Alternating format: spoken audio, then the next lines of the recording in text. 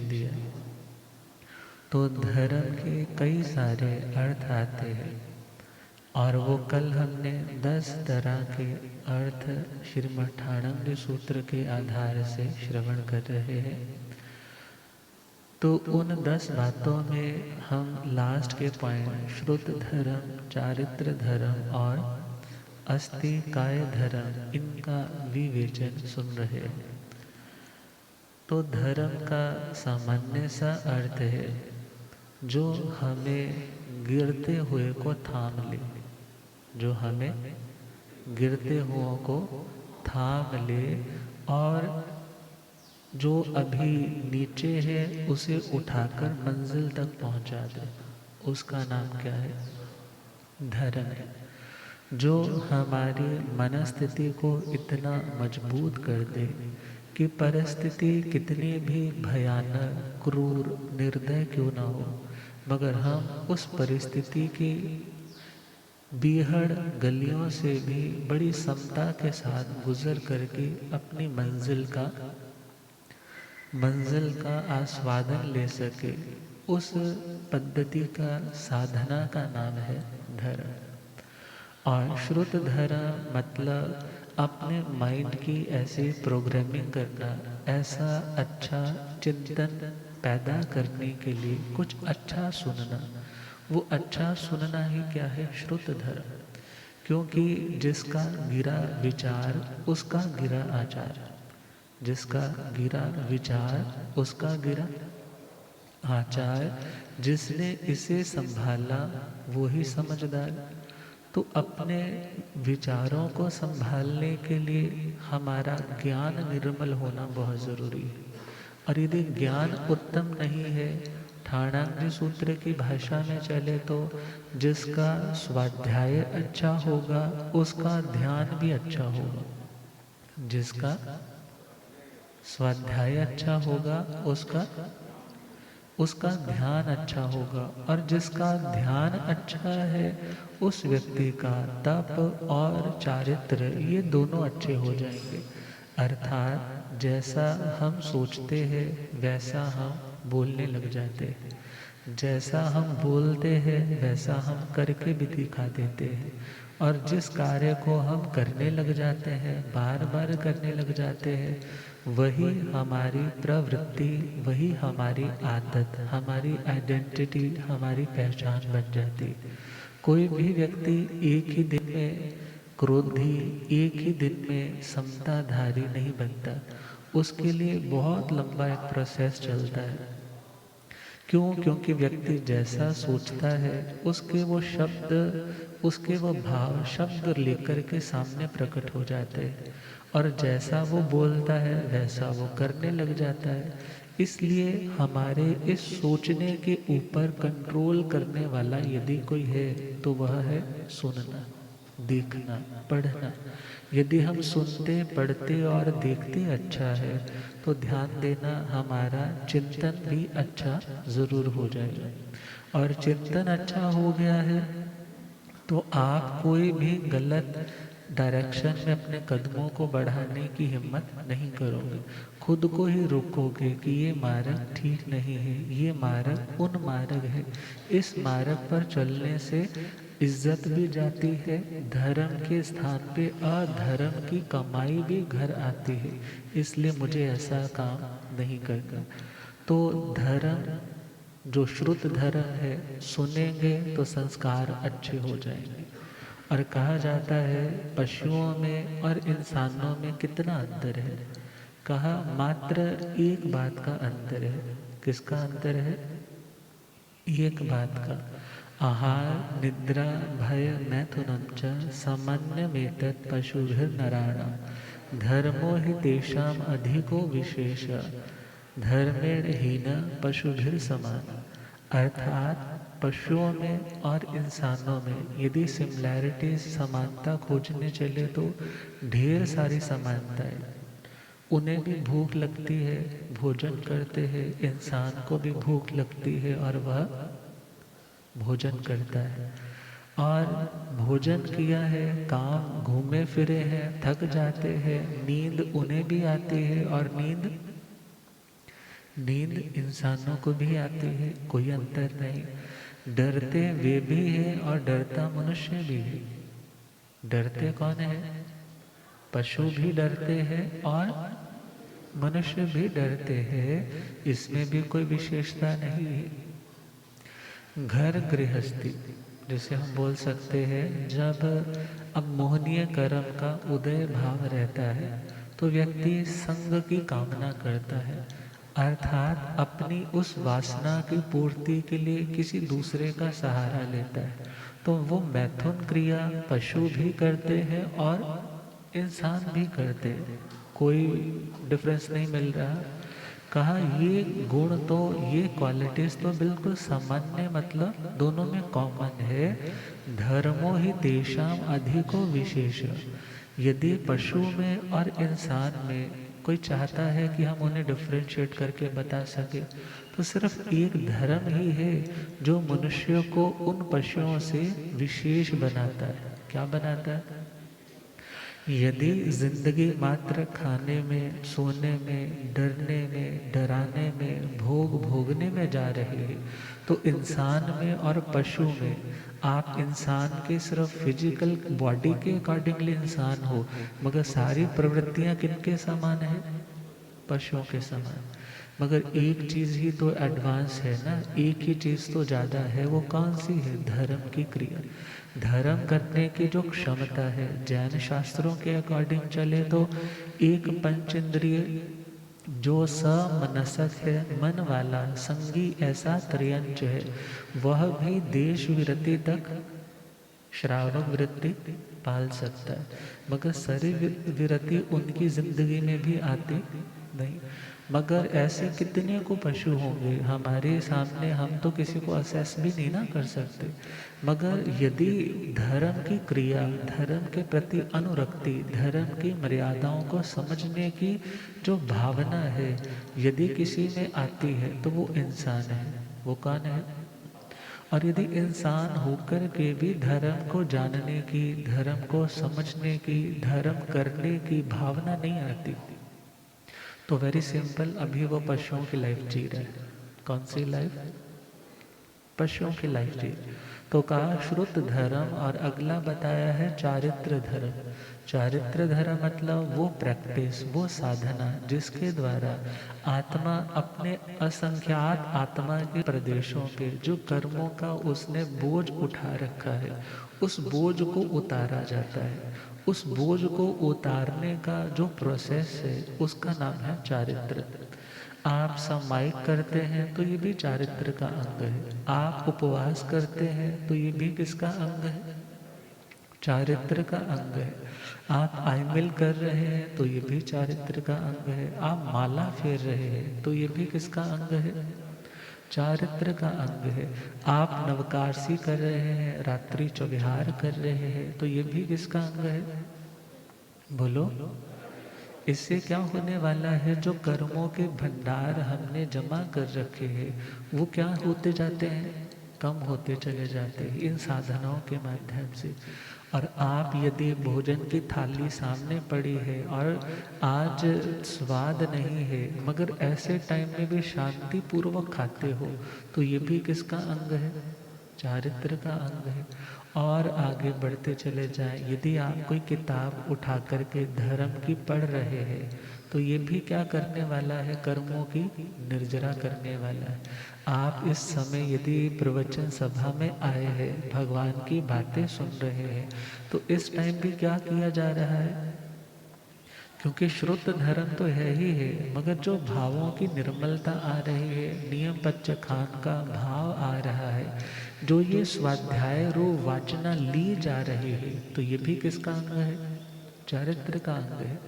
और आगे बढ़े, आप यदि किसी पर टाइम इन्वेस्ट कर रहे हैं, किसी को धर्म की बातें समझाने के लिए अपना काम छोड़ करके उस पर अपना वक्त, अपनी एनर्जी, बोलने की पूरी शक्ति लगा रहे हैं, तो उस टाइम भी आप निर्जरा कर रहे हैं। उस टाइम भी क्या कर रहे हैं?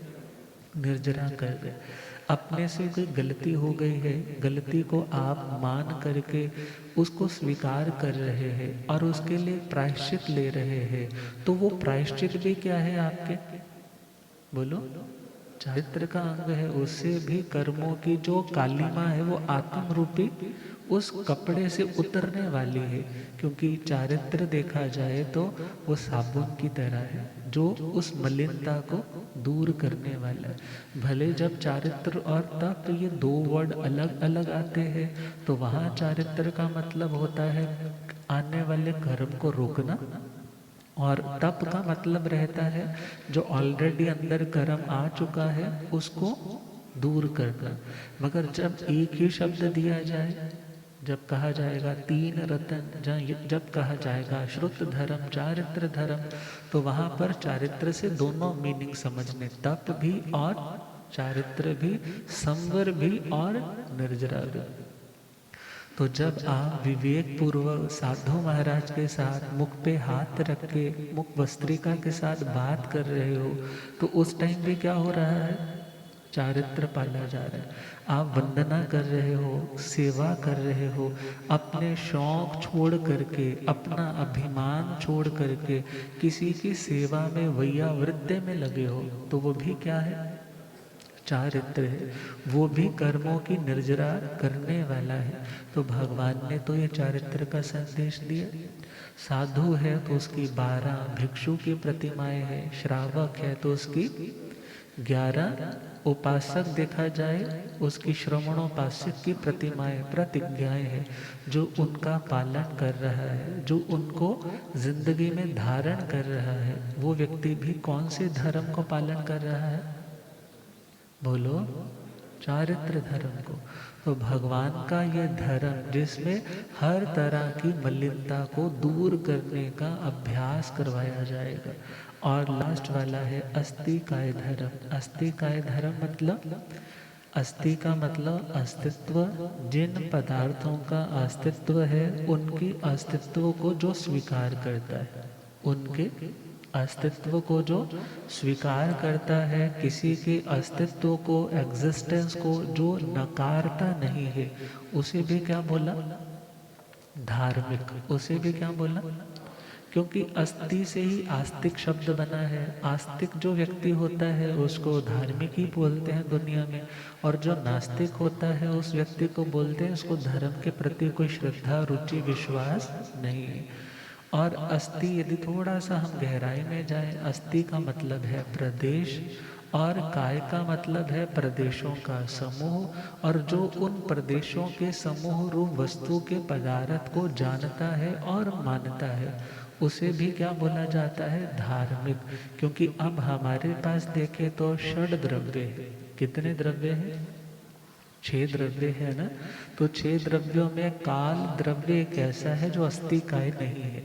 काल द्रव्य कैसा है जो अस्थि काय, क्योंकि वहां पर उसके प्रदेश या प्रदेशों के जो समूह है वो मात्र एक एजम्पशन है, मात्र एक समझने के लिए कहा जाता है। मगर निश्चय से जो काल है वो तो एक समय का ही है। और हम विचार कर रहे हैं जो धर्मास्तिकाय, अधर्मास्तिकाय, आकाशास्तिकाय, जीवास्तिकाय और पुद्गलास्तिकाय, जो ये 5 अस्तिकाय है, इनके अस्तित्व को जो मानता है, स्वीकार करता है, तो उसका स्वीकार करना ही क्या है, धर्म करना। उसका स्वीकार करना ही क्या है, धर्म करना। जो उनके अस्तित्व को स्वीकारता है भगवान की दृष्टि से वो धार्मिक है। वो अस्तिकाय धर्म को मानने वाला आस्तिक धार्मिक है। और हम चले शास्त्रों के रूप में चले तो शास्त्रों में तो धर्म करने के लिए कितनी हिदायतें आती है। जा जा बच्चई रेणी नासा परिनियट्टई धम्मं च गुण मानस सफला जंती राइणो।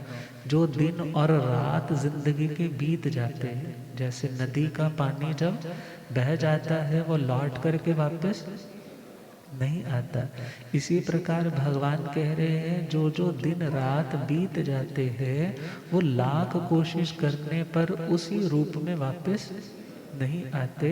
मगर जो व्यक्ति उन घड़ियों में धम्मं च गुण मानस, जो धर्म करता है, क्या करता है, कौन सा धर्म करेगा, श्रुत धर्म करेगा, चारित्र धर्म करेगा। जो कोई इन घड़ियों में धर्म करता है, भगवान कहते हैं सफला जंती राइनो, उस व्यक्ति की वो रात्रियां, रात्रि का सिंपल मीनिंग तो रात होता है, मगर यहाँ रात्रि से अभिप्राय है उस व्यक्ति की जिंदगी का एक एक पल सफल है। जिस व्यक्ति का टाइम किस में इन्वेस्ट हो रहा है? धर्म। धर्म का साधारण सा अर्थ ले तो स्वभाव। धर्म का मतलब स्वभाव। जो व्यक्ति अपने स्वभाव को और समृद्ध करने के लिए साधना कर रहा है, क्योंकि जब व्यक्ति अपने स्वभाव से दूर हो जाता है तो कठिनाइयाँ आती है, और जब अपने स्वभाव से जुड़ा रहता है तो कोई कठिनाई। तो आत्मा का जो ओरिजिनल स्वभाव है वह है जानना और देखना। कौन सा स्वभाव है? हमारी जिंदगी में स्ट्रेस क्यों आता है? हम जिंदगी में क्रोधी क्यों हो जाते हैं? क्योंकि जब हम किसी सिचुएशन को जान रहे होते हैं, देख रहे होते हैं, उसके साथ साथ हम कुछ और भी कर रहे होते हैं। क्या कर रहे होते हैं? या तो उस सिचुएशन, उस व्यक्ति के प्रति हम बहुत घृणा, नफरत कर रहे होते हैं, या किसी व्यक्ति के प्रति हम बहुत लगाव, बहुत अपनत्व कर रहे होते हैं। तो भगवान ने कहा सिर्फ जानना और देखना धर्म है। जानना और देखना क्या है? धर्म है। मगर जानने और देखने के साथ जब राग जुड़ेगा, जब द्वेष जुड़ेगा, उसका नाम क्या हो जाएगा? अधर्म। अधर्म कर्म बंधन का कारण है, और धर्म कर्मों से मुक्ति का कारण है। वेरी सिंपल, समझ आ रहा है ना? जो अधर्म है वो किसका कारण है? कर्म बंधन का। यदि सपोज अभी आप बैठे हो, आपके पाँव कोई जंजीरों से बांध करके, फट्टे से बांध करके चला जाए और चाबी भी अपने साथ ले जाए, तो काफ़ी देर तक तो उस व्यक्ति को फ्रस्ट्रेट होना पड़ेगा ना, सोचेगा मैं कब बंधन से मुक्त होऊंगा तब जाऊंगा। ये बंधन तो द्रव्य के बंधन है। कौन से बंधन है? जो बंधन सामान्य लोगों की नज़रों में भी आ जाते हैं, आपको भी दिखाई दे जाते हैं, उन बंधनों को बोला जाता है द्रव्य के बंधन। मगर जो भावों के बंधन है, जो कर्मों के बंधन है, किसी से हम राग के बंधन से बंध रखे हैं और किसी से हम द्वेष के बंधन से बंध रखे, और उन्हीं बंधनों के कारण हम नए नए बंधनों को और जन्म देते चले जाते। तो भगवान ने कहा यदि तुम धर्म करोगे, अपने स्वभाव में रहोगे, तो तुम कर्म बंधन से मुक्त होते चले जाओगे। तभी तो लिखने वाले ने क्या लिखा है? धर्म कर्म कुछ कर लर बंदे, स्वासदायत बार नहीं। धर्म कर्म कुछ कर लर बंदे, स्वासदायत। मोह माया दा जाल है झूठा, सुखदाय संसार नहीं। मोह माया दा जाल है झूठा, सुखदाय संसार नहीं। धर्म कर्म कुछ कर लर बंदे, स्वासदायत भार नहीं। धर्म कर्म कुछ कर लर बंदे, स्वासा। नेक दा कम कर ले बंदिया, पिछों तो पछतावेगा। नेक दा कम कर ले बंदिया, पिछों तो पछ। ए वेला फिर हाथ नहीं आना, दर दर ठोकर खावेगा। ए वेला फिर हाथ नहीं आना, दर दर ठोकर। डस लवेगी नागिन दुनिया, इस नाल चंगा प्यार नहीं। डस लवेगी नागन दुनिया, इस नाल चंगा। धर्म कर्म कुछ कर ले बंदे, स्वसदात बार नहीं, धर्म करम कुछ कर ले बंदे। रंगले बंगले महल खजाना, ऐत ही रह जाना है। रंगले बंगले महल खजाना, ऐत ही रह ना कर मारो मारे जेकर, पिछो काटा खाना है। ना कर मारो मारे जेकर, पिछो काटा। जिना वास्ते पाप कमौन, ओ न लैनी सार नहीं। जिना वास्ते पाप कमौन, ओ न लैनी। धर्म करम कुंज कर ले बंदे, स्वसदात। निंदया चुगली झूठ बिना दस, होर कोई कम कीता है। निंदया चुगली झूठ बिना दस, होर कोई कम। प्यार दी सुई नाल किसे दे, फट जिगर दा सीता है। प्यार दी सुई नाल किसे दे, फट जिगर दा। मेरा मेरा ना कर ऐवें, ये तेरा घर बार नहीं। मेरा मेरा ना कर ऐवें, ये तेरा घर। धर्म करम कुछ कर ले बंदे, स्वसदात बार नहीं। धर्म करम कुछ कर ले बंदे। तो भगवान की समस्त शिक्षाओं का सार कि जो कर्म तुम करोगे उस कर्म का फल तुम्हें भोगना पड़ेगा।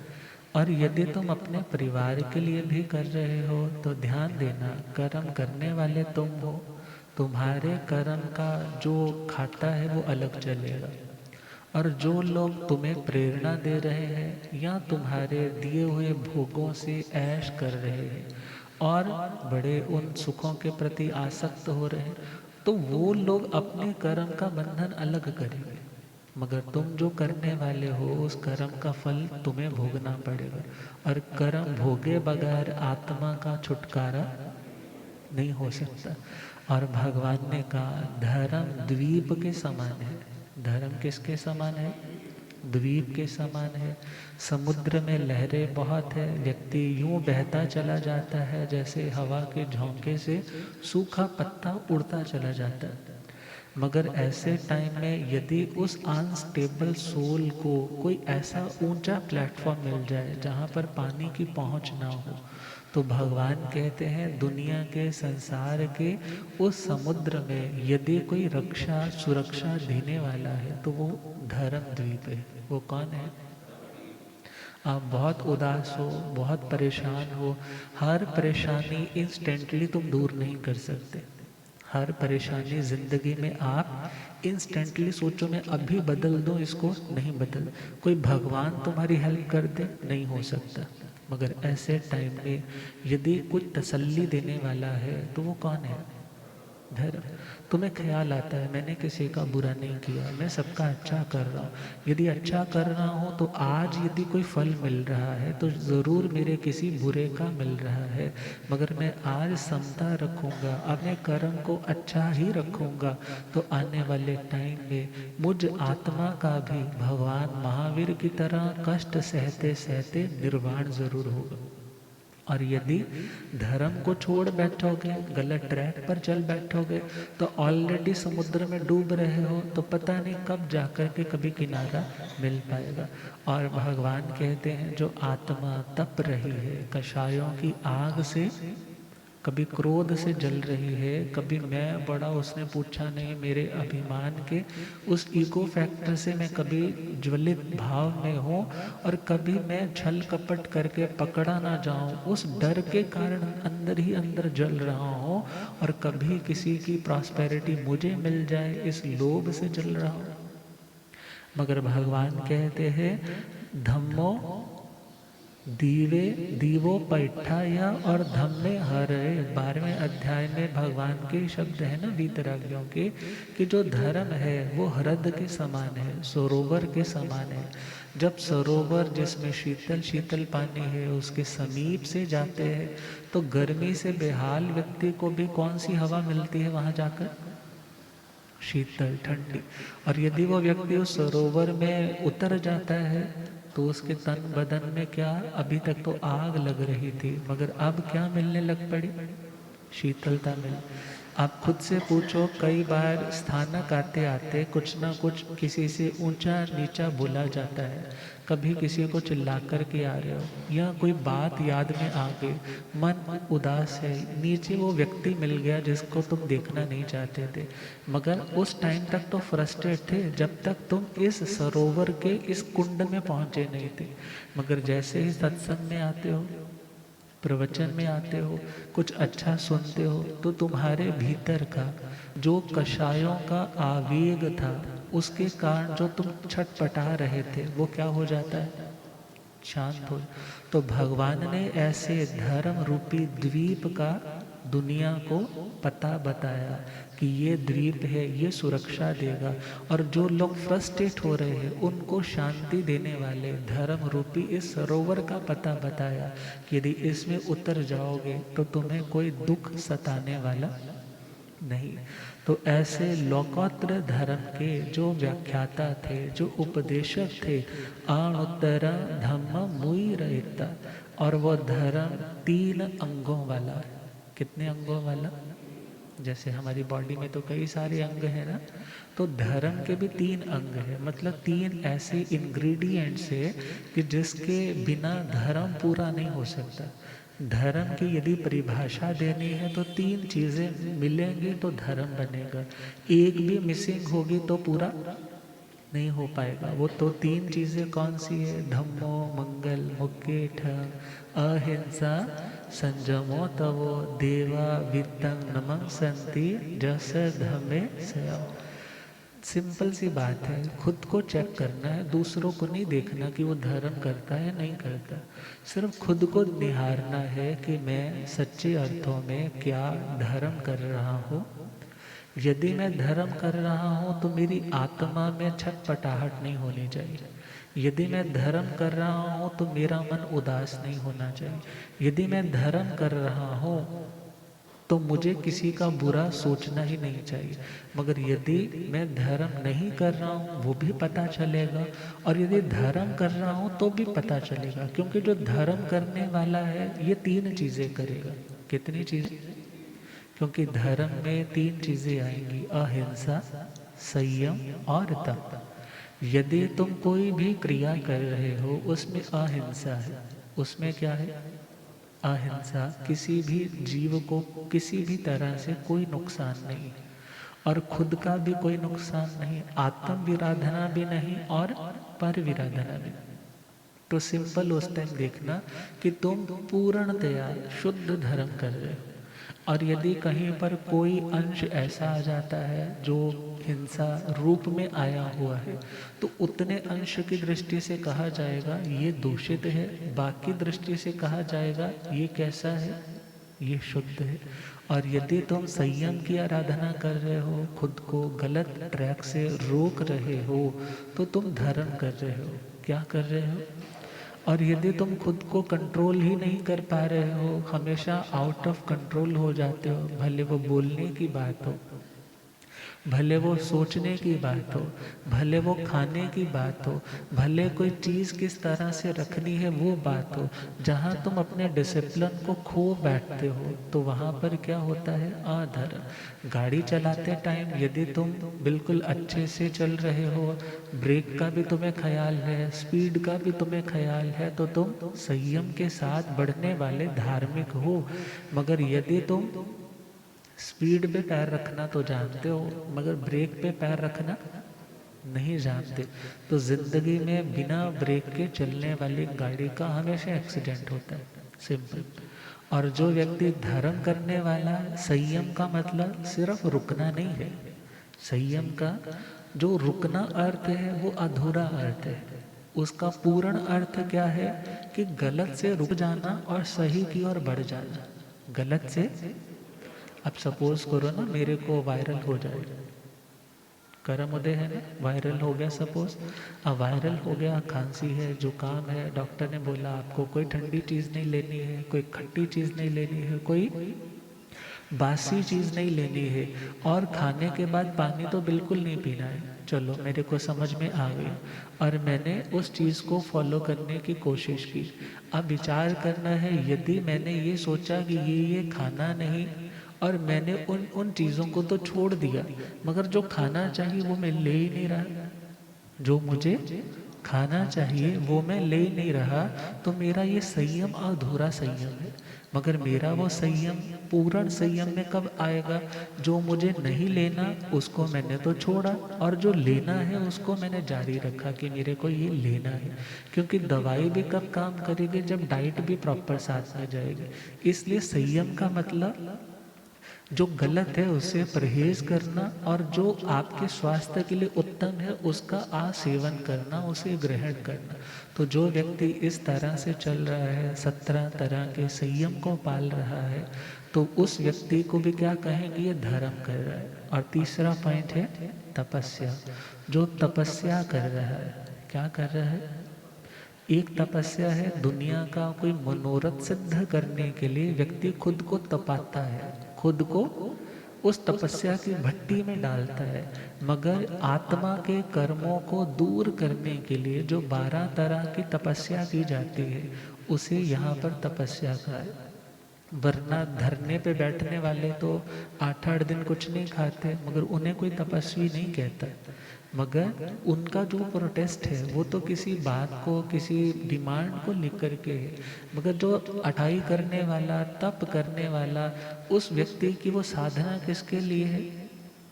उसका भी वैसे आंदोलन है, मगर आंदोलन कौन सा है? ये सत्याग्रह आंदोलन है ना। कौन सा आंदोलन है? कि जो मेरे ही प्रमाद के कारण, मेरी ही लापरवाही के कारण मैंने जो गलत लोगों को स्थान दे रखा है, अब मैं उनको निकालना चाहता हूँ भाई। मगर उनको निकालने का कौन सा साधन है? कि उनको फंडिंग देना बंद करना होगा, उनको कुछ भी किसी भी तरह से सहयोग देना बंद करना होगा। और जब असहयोग आंदोलन चलाया, कौन सा आंदोलन? कि अब भाई हम तेरा सहयोग नहीं करेंगे, ये आत्मा, ज्ञान रूप आत्मा जब बोलने लगी, तो ऐसे टाइम में धीरे धीरे वो लोग, वो कर्म अपने उन अड्डों को छोड़ते छोड़ते आत्मा को स्वतंत्र कर जाते हैं। तो जो इस लक्ष्य से तप कर रहा है वो भी क्या कर रहा है? धर्म कर। तो भगवान ने ऐसे अणुत्तर धर्म की उदीर्णा मतलब उसका कथन किया, और भगवान ने कहा देवा वित्तं नमं संति जस धम्मे सयामणो। देवता भी उस व्यक्ति को आकर के नमस्कार करेंगे। किसको? जिसकी जिंदगी में ये धर्म होगा, अहिंसा, सत्य, अस्तेय, ब्रह्मचर्य, अपरिग्रह। अहिंसा कहने से ये 5 महाव्रत आ जाएंगे, और संयम कहने से वही 17 प्रकार का 17 टाइप्स का संयम आ जाएगा, और तपस्या कहने से 12 तरह का, 12 प्रकार का तब आ जाए। और जो ये सोचता है कि बिना पैसे के धर्म हो ही नहीं सकता, तो बड़ा सिंपल सा एग्जाम्पल आता है आर्य सुधर्मा स्वामी जी के टाइम का, लक्कड़हारे का। किसका? एक लक्कड़हारे ने भी, सत्संग चल रहा था, प्रवचन चल रहा था, आर्य सुधर्मा स्वामी जी फरमा रहे थे कि जिंदगी में परिग्रह से शांति नहीं मिलती, आसक्ति दुख का कारण है। तो उस व्यक्ति ने सोचा कि मेरी आसक्ति तो अपने परिवार पे है, अपने शरीर पे है, चलो इसको छोड़ने के लिए मैं भी साधु बन जाता हूँ। क्योंकि साधु बनना एक अभ्यास की कक्षा में दाखिल होना है। साधु बनना, दीक्षा लेना, इसका मतलब ये नहीं है कि दीक्षा लेते ही वो परफेक्ट हो जाएगा, बल्कि उसने तो एडमिशन लिया है ना, वो तो प्रैक्टिस करेगा, अभ्यास करेगा, गलतियां भी होंगी, उनको इरेज भी करेगा, उनको दोबारा से भी लिखेगा। क्यों? क्योंकि ये साधना है। साधु का मतलब साधना। अब वो साधना कर रहा है, प्रैक्टिस कर रहा है, किसी की प्रैक्टिस कम होगी, किसी की प्रैक्टिस, एक क्लास में एक के 33% आएंगे, किसी के 50 आएंगे, किसी के 70 आएंगे, किसी के 95, 99, कोई बड़ा आउटस्टैंडिंग होगा, मगर सारे एक जैसे। तभी तो भगवान महावीर स्वामी के टाइम भी जब भगवान से पूछा गया कि प्रभु आपके शासन में सबसे ऊंची करनी करने वाला कौन है, तो भगवान ने किसका नाम लिया? धन्ना जी का। किनका लिया? अब ये नाम क्यों लिया? क्या बाकी सारे असाधु हो गए? क्या बाकियों की साधना बिल्कुल जीरो थी? ऐसा नहीं, मगर उनकी जो उत्कृष्टता थी, उनका जो त्याग था, वो बाकियों की अपेक्षा बहुत बड़ा। ऐसे ही जो साधना कर रहे, किसी की कम दिखेगी साधना, किसी की ज़्यादा दिखेगी साधना, मगर यदि ये तरतमता, यदि ये फ्लक्चुएशन ना होती, तो भगवान के टाइम भी ये क्वेश्चन ना होता कि प्रभु सबसे ऊंची करनी करने वाला कौन। मगर ऊंची करनी करने वाले को भी साधु कहा, और यदि सामान्य करने वाला है उसको भी क्या बोला? उसको असाधु नहीं बोला। यदि वो अपने रूल एंड रेगुलेशंस के अकॉर्डिंग, अपने गुरु की आज्ञा के अकॉर्डिंग, भगवान के नक्शे कदमों पर चलने की दिलो जान से कोशिश कर रहा है, अभ्यास कर रहा है, श्रद्धा पूर्वक चल रहा है, किसी दोष का सेवन करता है तो उसकी आलोचना करता है, मजबूरी को मानता है और उससे भी निवृत्त होने की कामना करता है, उसको भी आराधक का, उसको भी साधु का, उसको असाधु असाधु नहीं का। तो खैर वो लक्कड़हारा दीक्षित हो जाता है, साधु बन जाता है। और जैसे ही साधु बना, तो साधु बनने के बाद जो जो श्रद्धालु हैं वो सारे के सारे क्या करते हैं? वंदन करते हैं, नमन करते हैं। गुरुदेव पधारे। हो रब मेरा सतगुरु बन के आया,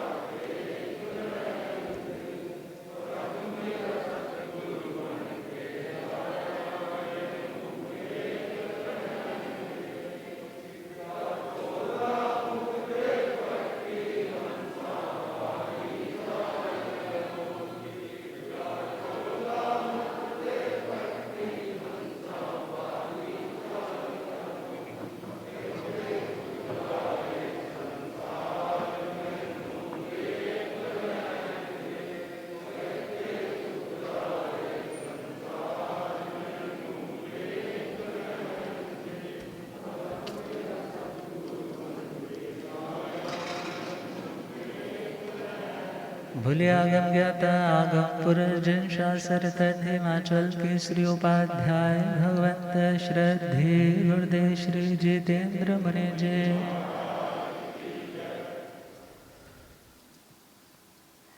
तो आर्य श्री सुधर्मा स्वामी जी महाराज दीक्षा दे दी है उन्हें। लक्कड़हारे को उसने लकड़ियों के गट्ठर को पटका, छोड़ दिया और साधु का बाणा लिया, केशलोश की 5 महाव्रत, छठा रात्रि भोजन स्वीकार कर लिया।